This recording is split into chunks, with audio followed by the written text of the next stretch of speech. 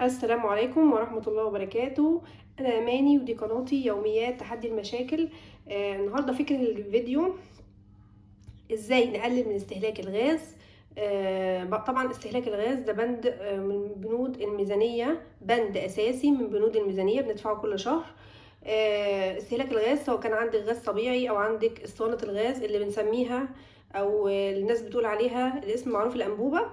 طيب عشان اوفر 50% من استهلاك الغاز، عشان اظبط الميزانية بتاعتي عشان ما استلفش، وبدل ما اسطوانة الغاز بتقعد معايا شهر وتخلص، او بدل ما تقعد معايا شهر ونص او شهرين وتخلص، يعني كل واحد الاسطوانة بتكفيه حسب استهلاكه، فاحنا بقى هنخليها تقعد ضعف المدة اللي كانت بتقعدها معاكي. هقولك بقى شوية افكار، هقولك شوية مقترحات، وانتي وشطارتك وانتي وذكائك هتقدري تتدربي عليها وتعمليها.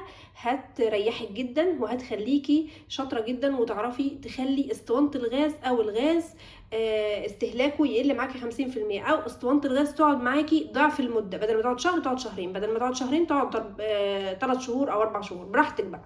انا هقولك وانتي وشطارتك. اول فكرة معايا، لما اجي اعمل شوربه لسان عصفور او شوربه بشعريه، الطريقه الصح اللي تخليني اعمل الشوربه دي، احط الحله على النار فيها ماده دهنيه ايا كانت بقى، زيت او سمنه او زبده. طبعا ما اشغلش النار لما تكون الحله على الشعله، مش اشغل الشعله وبعدين اقعد ادور على الحله، وده كله بقى يبقى استنزاف للغاز. لا، احط الحله على الشعله وبعدين اشغل الشعله، وبعدين احط بقى ايا كانت الماده الدهنيه، زيت او سمنه او زبده، وبعدين باقي احط لسان العصفور او الشوربه، وبعدين اقعد كده اقلب اقلب لحد ما تصفر ويبقى لونها ذهبي، وبعدين احط شوربه، وبعدين اسيبها تغلي على النار 5 دقايق بس، وبعدين اطفي. طب هي كده حد هيقول لي هي كده لسه ما استوتش؟ ايوه هي ما استوتش، بس الطريقه الصحيحه عشان تستوي وما تبقاش مهريه الشوربه وتبقى شكلها حلو، سواء كانت شوربه لسان العصفور او شوربه الشعريه، اطفي النار واغطي الحله وافضل مغطيها كده لمده 10 دقايق بعد ما اطفي. كده هتستوي ومش هتتهري منك. دي الطريقه الصحيحه كده. تبقي اول حاجه، اول فكره معانا، وفرنا في استهلاك الغاز او اسطوانه الغاز 10 دقايق. الفكره التانية، لو عندك لحمه او فراخ، ما تحطيش الملح في الاول لما تيجي تسلقيهم. ليه؟ لانك لو حطيتي الملح في الاول، اول ما يبدا يتسلق الحاجه ديت، هتبطئي عمليه السلق وهتاخد وقت طويل معاكي، هتاخد 3 4 ساعات عقبال ما اللحمه او الفراخ تستوي. طب الطريقه الصحيحه للسلق ايه؟ ان انت هتحطي اللحمه والفراخ وبعدين ما يستووا هتحطي في الاخر خالص الملح. طيب ايه اللي بيفرق اللحمه عن الفراخ في التسويه؟ اول حاجه عندي هنتكلم عن الفراخ. الفراخ بتاخد، الفراخ الصغيره 25 دقيقه بالظبط بتتسلق على النار. بعد 25 دقيقه اطفي النار واحط ايه، الملح، او احط الملح واقلب وبعدين اطفي النار. بعد كده عندي بالنسبه للحمه، ايه اللي بيخلي لحمه تستوي بسرعه ولحمه تاخد وقت طويل في التسويه وده بيستهلك غاز عندي؟ ان في لحمه بتبقى صغيره في السن، اللي هي اللحمه الكندوز. اللحمه الكندوز دي بتستوي في ساعه، ساعة واحدة بتكون مستوية. دي لحمة صغيرة في السن، العجل بيبقى صغير في السن. أما اللحمة الكبيرة في السن دي بتطول على النار، بتاخد حوالي ساعتين في استعمال الغاز، بتقعد ساعتين ايه نسلق فيها على النار. طيب الحل ايه؟ ان انا دلوقتي لو جايبة كمية لحمة للشهر هسلقها او احطها في خضار، اعمل ايه؟ اسلقها مرة واحدة. هي جايبة كيلو، جايبة 2 كيلو، جايبة بقى الكمية زي ما انت عايزة، جايباها الكمية اللي انت بتجيبيها كل شهر، اسلقيها مرة واحدة، وبعدين طلعيها قسميها في اكياس، وبعدين ايه، طلعي على قد الطبخه. يبقى الطبخه بتتعمل بسرعه جدا على النار. يبقى احنا سلقنا كله مره واحده. يبقى لو جايبه 2 كيلو، بدل ما هتسلقيهم كل كيلو لوحده في ساعه، يبقى كده وفرنا ساعه في استهلاك الغاز. طب لو جايبه اللحمه اللي هي بتتسلق في ساعتين، اللي هي الكبيره في السن، يبقى كده لو جايبه مثلا 2 كيلو، يبقى هتسلقيهم في ساعتين بدل ما تسلقيهم على مرتين في 4 ساعات. يبقى كده وفرنا في الاستهلاك ساعتين في استهلاك الغاز. نيجي بعد كده للفكره رقم 3، فكره سلق اللحمه القطع بتاع الشعر كلها زي ما قلت لكم، دي مره واحده، اللي هي دي بالفكره ايه، رقم 3. بعد كده الفكره اللي بعد كده اللي هي فكره سلق البيض. فكره سلق البيض دي الفكره الرابعه.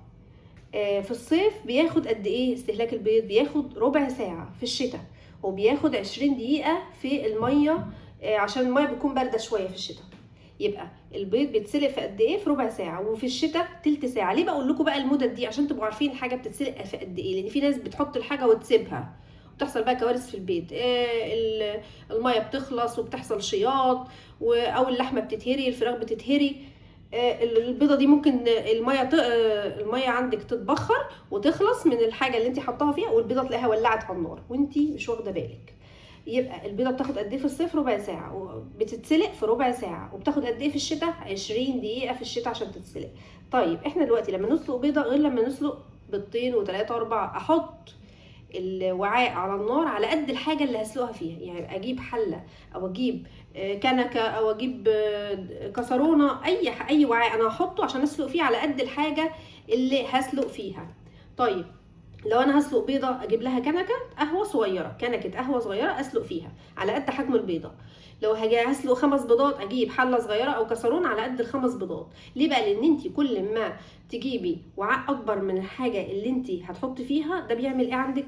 بيعمل ان انت بتخلي وقت اللي مستهلكه في الغاز وقت اطول، عشان بياخد وقت اطول. ليه بقى؟ علشان الميه الكتيره بتاخد وقت اطول عقبال ما تسخن وتغلي عن الميه القليله، فده بيستهلك غاز اكتر.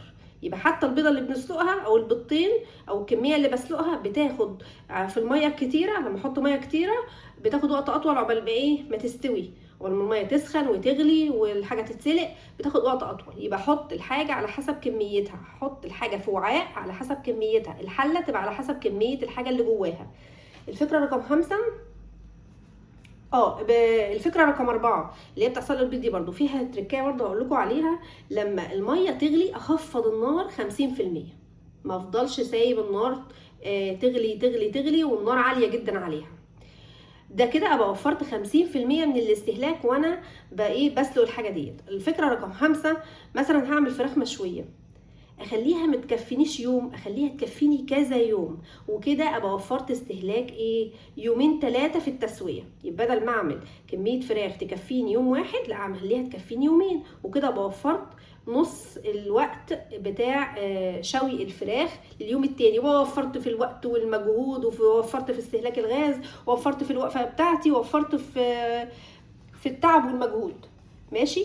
طيب الاكل هيكفيني قد ايه؟ يومين. احنا قلنا نعمل الاكل يكفينا يومين. طب لو عايزاه يكفينا 3 ايام وانتوا مثلا بتزهقوا بعد يومين، زهقتوا مش قادرين تكملوه، عندك خيارين: تاكلي الفراخ لمده مثلا يومين او ايا كان الحاجه اللي انت شوياها لمده يومين. طب اليوم الثالث في جزء لسه اتبقى، اشيله اركنه يوم ولا 2 عادي في التلاجة. طيب لو مش قادره خالص ونفسي تسدد ومش قادره اكمل، اعمل ايه؟ اشيله في كيس في الفريزر، وبعدين اعمل بعديه اكل تاني مختلف. وبعدين بقى لما نفسي وشهيتي تجيبني ان انا اكل الفراخ دي، اطلعها من الفريزر تتسخن بسهوله جدا على البوتاجاز او في الفرن او في الميكرويف، ايا كانت الحاجه بقى اللي هتسخنيها فيها. تسخنيها بقى تسخينه حلوه بضمير، هتطلع طعمها حلو وكويس. ما تسخنهاش كده تسخينه اي كلام وتقولي ده طعمها مش حلو، لا، سخنيها تسخينه بضمير. الفكره رقم 6، الرز البسماتي. الرز البسماتي عشان يستوي بسرعه انقعه قبلها بنص ساعه. يبقى قبل ما اعمله انقعه بنص ساعه في ميه، واسيبه كده على رخامه المطبخ، هلاقيه استوى معاكي بسرعه جدا على النار. الفكره رقم 7، البقوليات عشان تستوي بسرعه لازم استخدم اسلوب النقع. مثلا هسلق ترمس، انقعه قبل ما اعمله بيوم كامل 24 ساعه. عشان اسلق الترمس انقعه 24 ساعه، ولكن خلي بالكم بقى من حاجه مهمه جدا، ان انا لازم اغير عليه الميه مرتين. يعني مثلا انقعه 12 ساعه وبعدين اغير عليه الميه تاني، عشان بعد ما انقعه كده 24 ساعه بيستوي بسرعه. طيب الفول المدمس انقعه قد ايه عشان يستوي بسرعه معايا؟ انقعه 48 ساعه. ايوه زي ما سمعتي كده، هنقعه 48 ساعه يعني يومين. بس خلي بالكم كل 12 ساعه بغير عليه الميه علشان الميه ما تبص معايا. بيبقى اغير عليه الميه كم مره؟ هنقعه الاول في الميه بتاعته، وكل 12 ساعه هغير له الميه. يبقى هغير له الميه كام؟ 3 مرات كمان. كل البقوليات بقى كده زي الفاصوليا، اللوبيا، انقعها من بالليل للصبح، يعني حوالي 12 ساعه انقعها وبعدين اسلقها. هتستوي معاكي بسرعه جدا، وبالتالي مش هتستهلك غاز كتير. خلي بالكم احنا فكره الفيديو ده ازاي نقلل من استهلاك الغاز، او نخلي ازاي اسطوانه الغاز تقعد معانا فتره اطول من الفتره اللي بتقعدها، حوالي ضعف المده. ماشي. لو كنت بقى بتشتري اسطوانه الغاز او زي ناس بتقول عليها الانبوبه بتقعد معاكي مثلا شهر، ممكن هتطول معاكي بقى وتقعد معاكي شهر ونص، شهرين. انت بقى وشطارتك في تنفيذ الافكار اللي قلتها لك.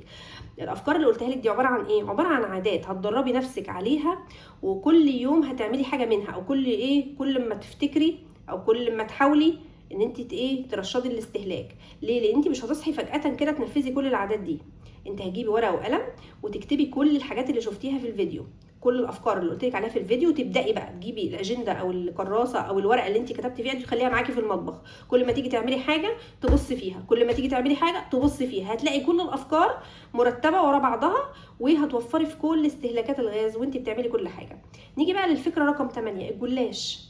عايزين يستوي بسرعه في الفرن. ازاي؟ احط عليه الشوربه سخنه جدا بتغلي، وبعدين بعد ما احطه في الصينيه احطه في الرف الاوسط. لا، مش هحطه في الرف الاوسط، كده هيتاخر شويه في ايه، في التسويه، وهيستهلك معاكي غاز كتير. طب اعمل ايه؟ احطه في اول رف من تحت، وكده تبقي قربتيه قوي من الفرن من تحت عشان يتعمل بسرعه وما ياخدش وقت طويل في استهلاك الغاز. يعني هياخد منك ربع ساعه بس. تبقي حاطه الصينيه بالعرض مش بالطول، تبقي حطاها بالعرض كده، هتلاقيها اتعملت معاكي بسرعه ونشفت من تحت بسرعه وقرمشت. وبعدين تطلعيها اول رف من فوق، اول رف من فوق هتاخد لها بتاع حوالي من 5 ل 6 دقايق طبعا، وانتي حطاها تحت الشوايه مباشره.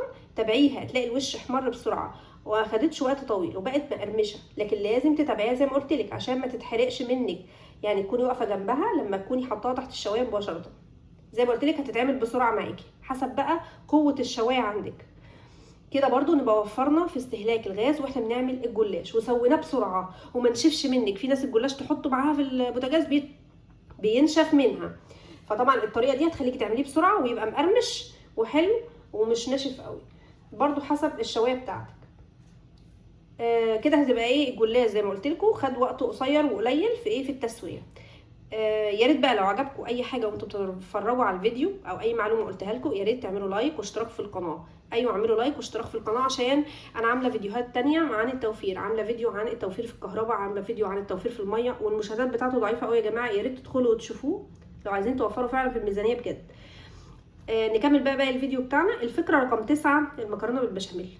لما تدخليها الفرن هتحطيها في فرن في الرف الاوسط، هتاخد معاكي 20 دقيقه بس. ليه بقول لكم الوقت اللي بتاخده كل حاجه؟